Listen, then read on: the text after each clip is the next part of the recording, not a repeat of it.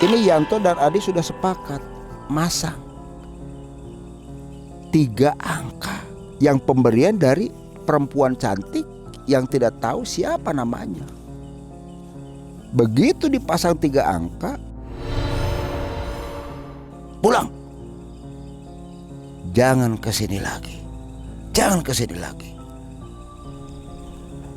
Kalaupun kalian nanti kesini lagi, pasti akan tanggung akibatnya. Nggak lama kemudian setelah selesai itu, si kakek tersebut, Yanto dan Ade pun kaget. Walah, kemana sih mbak tadi ya? Kemana? Penasaran. Apa yang dirasakan?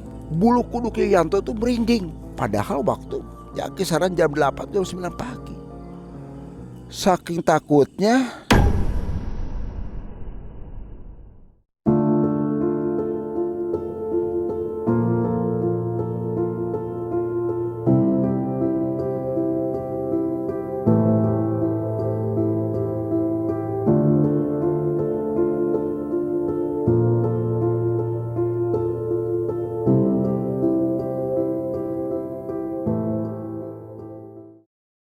Bismillahirrahmanirrahim. Assalamualaikum warahmatullahi wabarakatuh. Sobat Mengulas Malam dimanapun berada, baik yang ada di alam nyata maupun di alam gaib, semoga kita semua selalu ada dalam lindungan Allah Subhanahu wa Ta'ala. Di kesempatan malam hari ini, Abah masih ada dengan tim Mengulas Malam, yaitu di kota Semarang.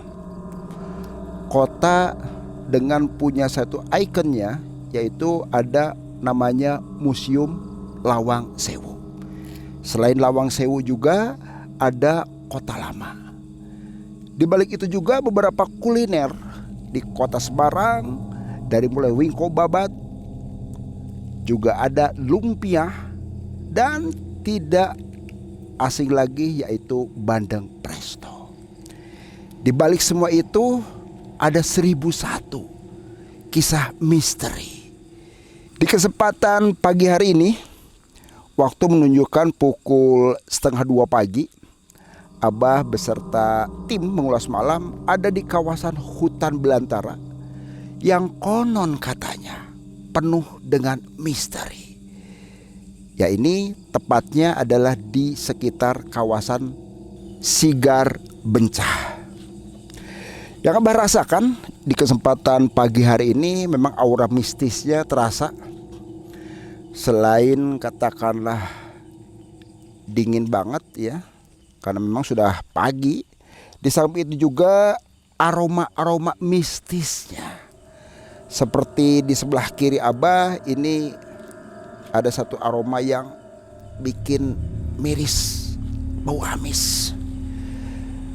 Bau amis. Di kanan juga ini ada satu hal yang memang tidak semua orang bisa melihatnya, yaitu ada satu penampakan putih, ya boleh dikatakan seperti pocong. Apakah ada kaitannya di kesempatan pagi hari ini? Ini satu kisah yang Abah ceritakan dari salah seorang sobat Mengulas Malam, yaitu Mas Yanto. Mas Yanto bercerita,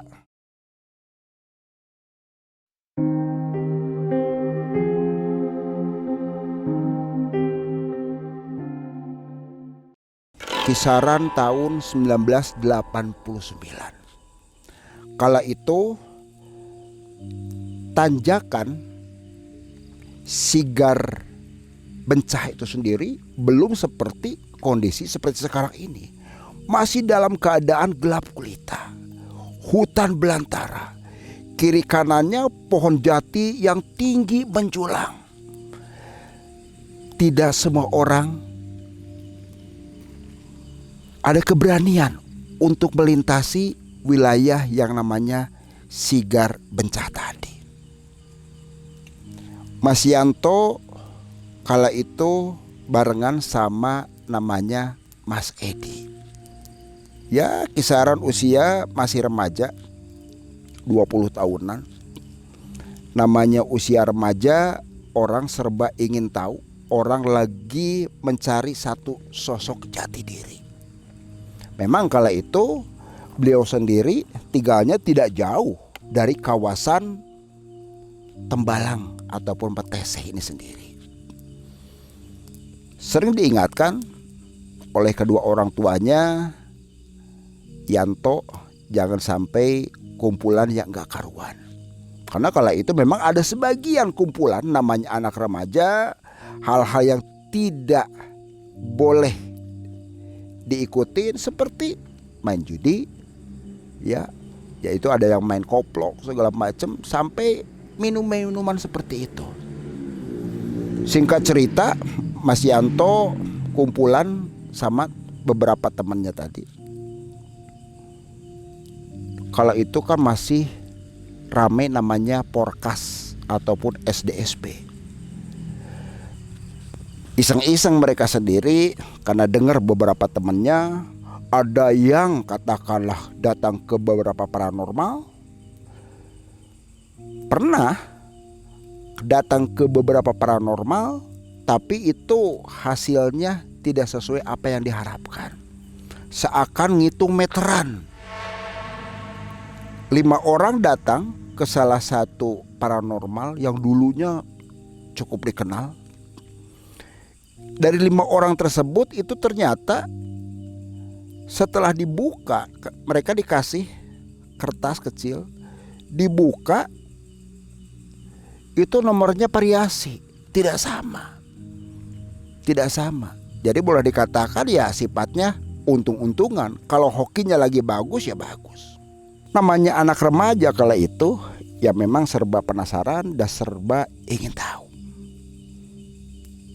Mas Yanto pun pernah mendapatkan kabar, konon katanya di kawasan Sigar Bencah ini sendiri ada makam yang tidak pernah diurus.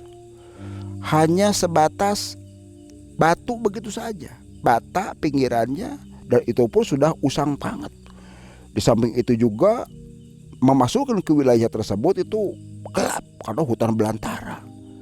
Bikin merinding kalaupun orangnya yang tidak punya adrenalin yang betul-betul kuat.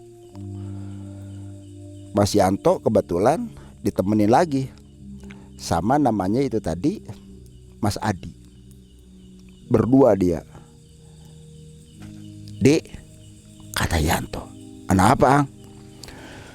Saya tuh penasaran. Terus terang saja. Saya terus terang aja ini lagi terlilit masalah biasa keuangan. Maksud kamu gimana? Kata Adi balik lagi ke Yanto. Aduh, saya tuh terus terang aja lagi butuh sesuatu, pingin beli motor. Cuma ya itu tadi, keuangan tidak mencukupi. Ya terus gimana? Enggak, saya tuh penasaran terus terang aja. Pas siang hari saya kan keliling masuk salah satu hutan ya dekat kita ini. Memang sih saya terus terang aja dilarang sama orang tua karena konon katanya di situ sangat angker sekali. Saya penasaran. Nah, di situ saya menemukan salah satu makam. Enggak ada yang ngurus. Nah, terusan juga selain pohon jati kiri kanan itu rumput ilalang aja tinggi banget. Penasaran saya tuh. Karena pas waktu malam harinya setelah saya datang ke situ ada satu kayak bola api masuk ke lokasi tersebut. Maksudnya gimana? Kita datangin ke sana. Ya siapa tahu ada rezeki nomplok di situ. Ya udah kalau begitu kita siapin aja. Ya perlu bawa senter karena memang kondisi di sana itu gelap banget. Ya udahlah.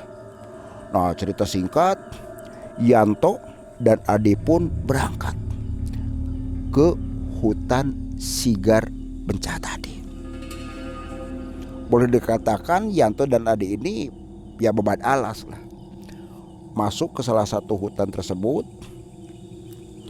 Adi dan Yanto pun itu merasakan Kala itu jam 8 malam, sudah kondisi gelap gulita, arus lalu lintas juga hampir tidak ada. Ini bulu kuduknya itu merinding banget, merinding.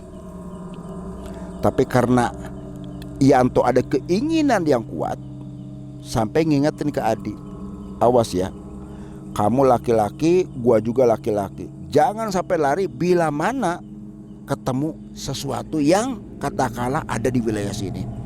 Ya sudahlah, yang penting kita sama-sama datang berdua. Apapun yang nanti kita ketemu, ya sudah kita hadapin, kata Adi dan Yanto. Ya sudah. Begitu memasukin wilayah tersebut, bulu kuduk sudah merinding, itu mereka tetap tegar aja. Nah, singkat cerita, persis ada di depan makam tadi. Di depan makam, kisaran jam 8:30 kala itu, karena dekat waktu jalannya dari rumah ke tempat makam tersebut. Dia duduk di situ, dia nggak baca apapun juga. Ada kurang lebih sekitar 2 jaman lah, sekitar jam hampir menunjukkan angka 10:30 segala macam. Ini belum ada hal yang katakanlah firasat ataupun ilham kata mereka, belum ada. Cuma ya itu tadi, dari kanan ke kiri bunyi jangkrik, suara-suara binatang-binatang malam itu terus menggema terus. Nggak lama kemudian, dari pojok sebelah kiri tempat duduknya Yanto itu bunyi semacam ular. Kebetulan kala itu memang musim kemarau, dedaunan dari pohon jati itu kan penuh di situ. Itu bunyi kresek kresek kresek. Udah kresek kresek seperti itu, Adi pun nengok kanan nengok kiri, termasuk Yanto juga. Tapi karena Yanto adrenalinnya kuat, dia sudah mempersiapkan segala sesuatunya. Pikiran Yanto nggak ada lah manusia dimakan oleh demit ataupun siluman, kata Yanto gitu. Wis tenang. Yanto ngingetin ke Adi. Ya udahlah. Nggak lama kemudian ternyata persis di sampingnya Yanto ular besar. Ular besar banget. Dengan sisiknya, ular besar tersebut melingkarin mereka berdua. Hampir saja itu antara kepala dan ekornya itu ketemu di situ. Jadi Yanto pun ada di tengah-tengah ke situ. Bagaimanapun sekuat-kuatnya Yanto dan Adi, melihat situasi kondisi seperti itu, ya ciut juga nyalinya. Ciut juga. Sampai keduanya itu terasa dingin banget, menggigil. Menggigil. Yang tadi yang matanya dibuka melihat, saking ketakutannya ini dia saling berdekapan. Matanya ditutup. Nggak lama kemudian setelah matanya mereka ditutup, terdengarlah suara. Lagi pada ngapain kalian di sini? Suara tersebut adalah suara kakek-kakek. Suara kakek-kakek. Nggak lama kemudian Yanto dan Adi pun matanya mulai dibuka. Yang tadinya dia lihat ular besar, itu ternyata ada berubah kakek-kakek. Perawakannya tinggi, besar. Pakaiannya pun zaman dulu. Bawahnya hitam seperti pangsi. Terusnya juga ini juga pakainya ke atas juga hitam. Nah di sininya pakai caping. Lama kemudian Yanto nyampaikan, mohon maaf kek, saya kesini ada maksud. Maksud apa kalian berdua kesini? Kata si kakek tadi. Oh maaf, saya kesini itu lagi butuh sesuatu. Butuh sesuatu apa? Sambil sorot mata si kakek pun melihat kepada Yanto dan ada begitu tajamnya. Begitu tajam, seakan sosok kakek tersebut marah. Coba ngomong yang benar. ngomong yang benar. Saya datang kemari mau minta satu keberuntungan, kakek. Mau minta keberuntungan. Siapa tahu kakek memberikan satu keberuntungan buat saya. Saya lagi betul-betul ada kesulitan, kakek. Saya pingin membeli sesuatu, tapi kondisi keuangan orang tua saya pun tidak memadai. Kata Yanto. Adi pun dia tidak ada keluar sepatah apapun. Dia hanya terdiam aja sambil rasa takut yang sangat kali. Nggak lama kemudian si kakek hanya menjawab, pulang kalian, pulang. Jangan kesini lagi, jangan kesini lagi. Kalaupun kalian nanti kesini lagi, pasti akan tanggung akibatnya. Nggak lama kemudian setelah selesai itu, si kakek tersebut hilang begitu saja. Yanto dan Adi pun saling menoleh satu sama lain. Adi baru mulai bicara. Yanto, gimana ini, kita lanjutkan enggak di sini? Ya sudahlah, saya tanggung. Saya kesini kan pengen mencari sesuatu. Pengen mencari sesuatu, yaitu keberuntungan. Siapa tahu mungkin itu adalah hanya sebatas ujian atau godaan, kata Yanto ke Ade. Terus gimana? Ya sudah, kita tunggu aja. Siapa tahu nanti kita dapat oleh-oleh dari sini. Kalaupun tadi kakek menyebutkan bahwa kita harus balik, udah jangan pernah didengar, kata Yanto ke Ade. Ya sudah, kalau begitu saya ikutin aja ke kamu. Jadi sepakat, Yanto dan Adi pun terus saja di situ sampai menjelang pagi. Jadi di pagi hari itu pun mereka tidak mendapatkan apa yang diharapkan oleh mereka berdua. Nunggu waktu terus pagi, menjelang kisaran jam 8, Adi ngingetin, Yanto, udahlah kita pulang aja lah. Nggak nyaman di sini juga. Sudah badan saya nyamuk semua, digigitin tadi malam tuh gitu kan. Ini kayaknya saya masuk angin, kata Adi. Ya sudahlah, siapa tahu mungkin nanti kita dapat apa, kata Adi ke Yanto. Ya dapat oleh-oleh, siapa tahu kan. Rezeki mah di mana? Kan ada bahasa, kuda lari dapat dikejar, nasib orang siapa tahu, kata Yanto ke Adi. Ya udah, pulanglah cerita singkatnya. Baru beberapa meter berjalan, ketemu dengan satu sosok perempuan cantik, namanya anak remaja. Ditanya, Mbak, jenengan mau kemana? Perempuan itu hanya terdiam dan hanya memberikan satu senyuman. Senyuman dari perempuan tadi yang kelihatan oleh Yanto dan Adi cantik banget. Ini seperti memberikan satu sinyal. Waduh, jangan-jangan ini sapaan saya pun direspon ini. Penasaran. Yanto dan Adi pun ini terus ngikutin si perempuan tadi. Gak lama kemudian si perempuan terdiam sejenak. Terusan dia seperti jongkok dan mengambil sesuatu, yaitu daun kering. Daun kering semacam beginian. Dari daun kering tersebut diberikanlah ke Yanto. Daun kering diberikan ke Yanto. Dilihat oleh Yanto, kok ada semacam bayangan tulisan nomor ataupun angka, 3 huruf ataupun 3 angka.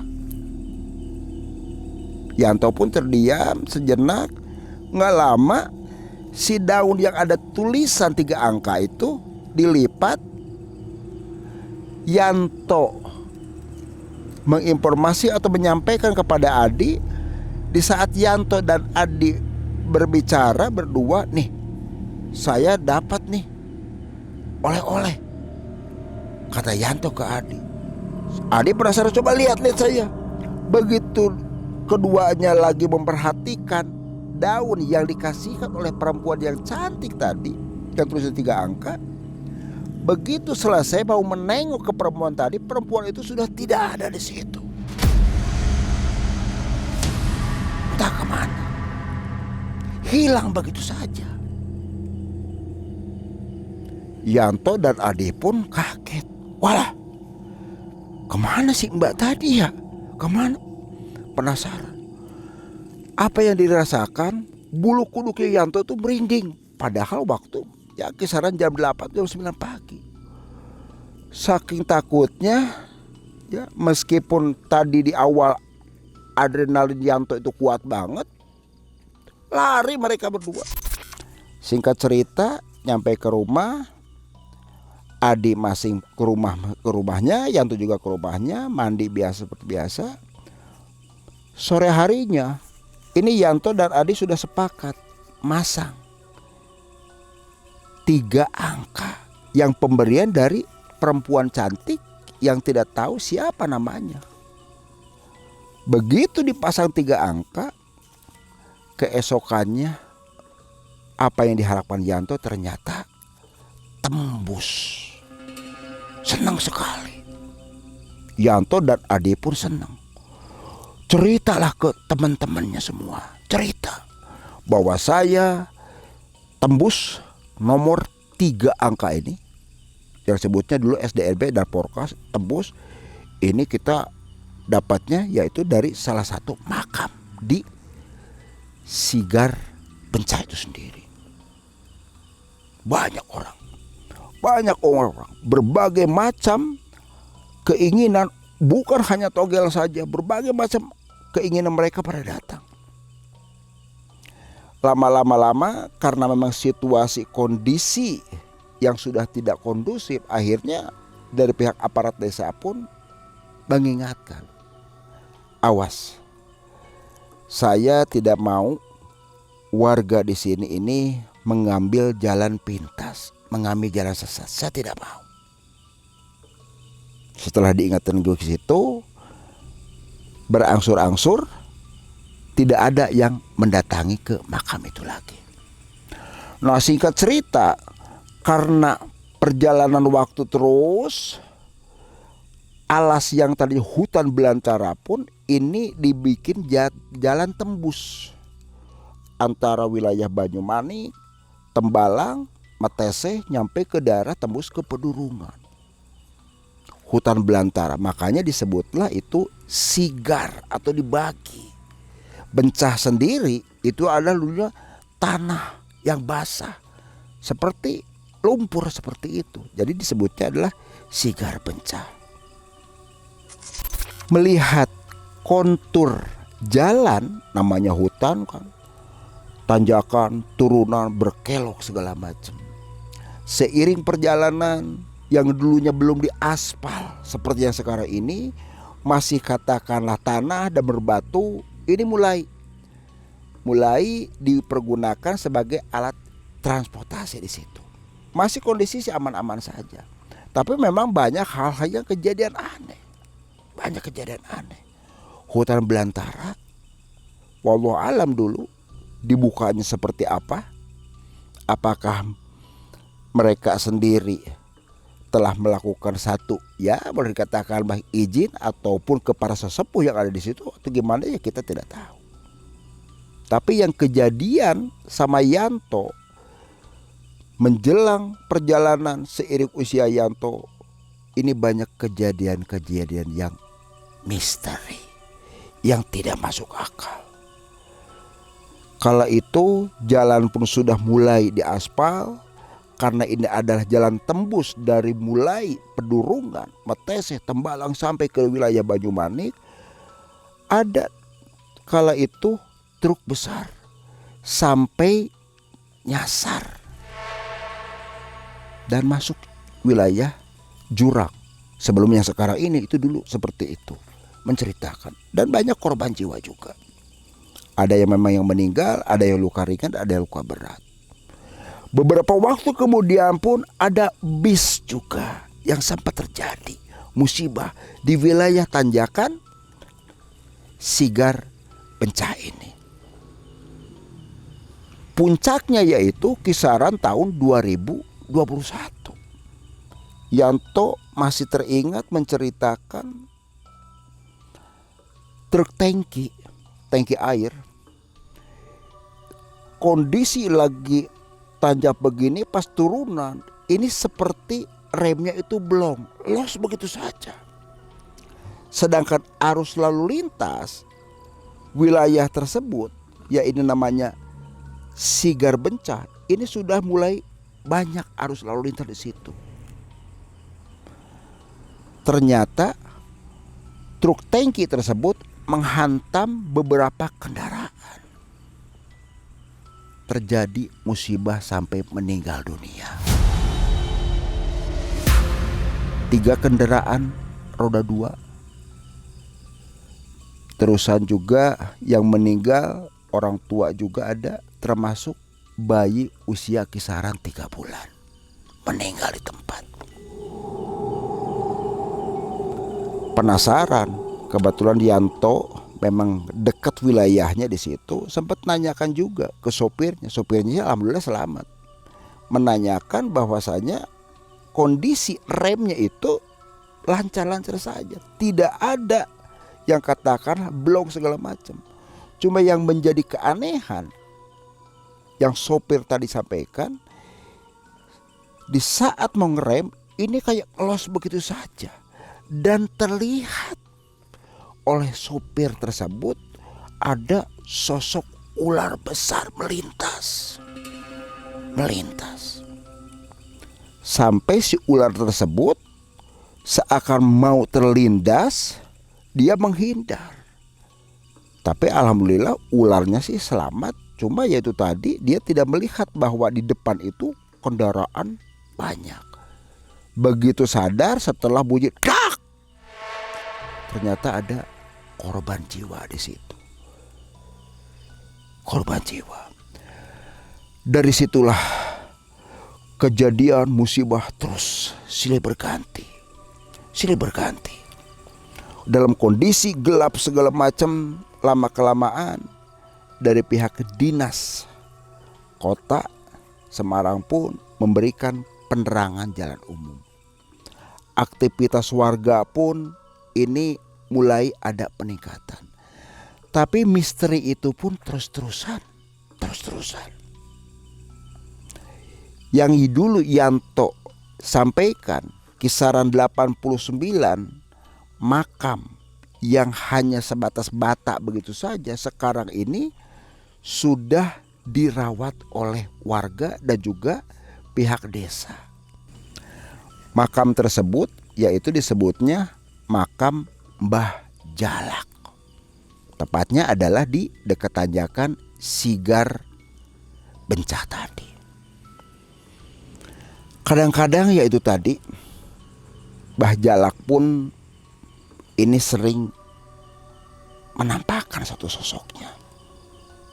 Namanya sifatnya goib, terkadang bisa berbentuk ular, kadang bisa perempuan, apapun juga.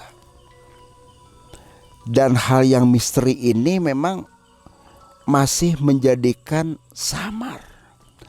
Ada yang mengatakan bahwa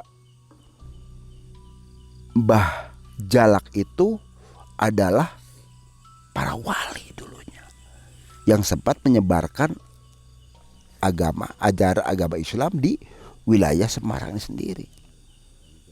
Satu sosok sepuh. Ada yang mengatakan itu adalah makhluk siluman dan sebagainya. Tapi dari warga sini tetap menjaga dan melestarikan warisan para leluhur yang memang kita harus dirawat segala macam. Jadi makam Mbah Jalak ini dijadikan satu tempat untuk ziarah oleh sebagian warga dari Semarangnya, Purwodadinya, dan juga dari beberapa wilayah Solo, Jogja juga ada yang sampai ke sini dengan tujuan yang berbeda-beda, mencari semata-mata keberkahan ke arah situ. Di saat kita melalui jalan namanya Sigar Bencah, itu di sebelah kiri ada tulisan perbanyak baca sholawat. Ini adalah untuk mengingatkan kepada para pengemudi siapapun di situ. Dengan tujuannya dengan membaca sholawat segala macam supaya apa? Tidak ngantuk, supaya bisa fokus. Itu ke arah situ.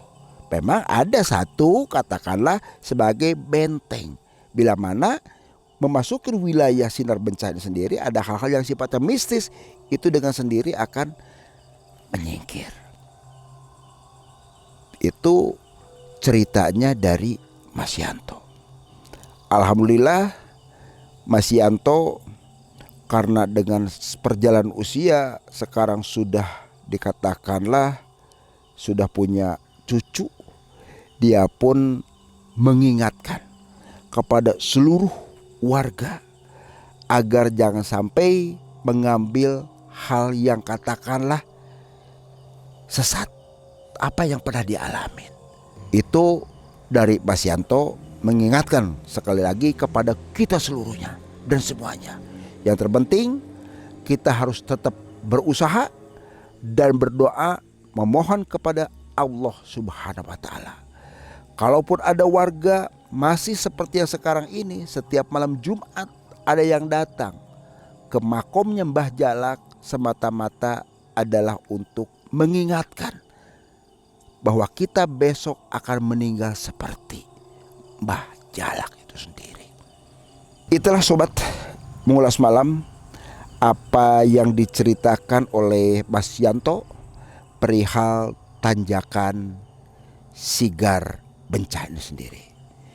Kita bisa ambil satu hikmahnya, di mana tempat kita pun harus tetap untuk bisa saling menghormati.